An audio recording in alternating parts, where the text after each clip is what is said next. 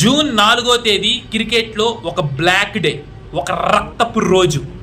అన్ని టీములు కప్పు గెలిస్తే ఆర్సీబీ అనే టీము ఒక బ్లడ్ కప్పు గెలిచింది. RCB management, RCB players, Bengaluru government ఒక సరైన ప్రణాళిక లేకుండా విక్టరీ ప్యారేడ్ని నిర్వహించి 11 మంది ప్రాణాలు తీసిన రోజు ఇది. ఆర్సీబీ మేనేజ్మెంటు కొంత డబ్బు ఇచ్చింది, కానీ ఆ 11 మంది విరాట్ కోహ్లీ అభిమానులు. విరాట్ కోహ్లీ కప్పెత్తితే ఆనందాన్ని చూడ్డానికి వచ్చిన అభిమానులు.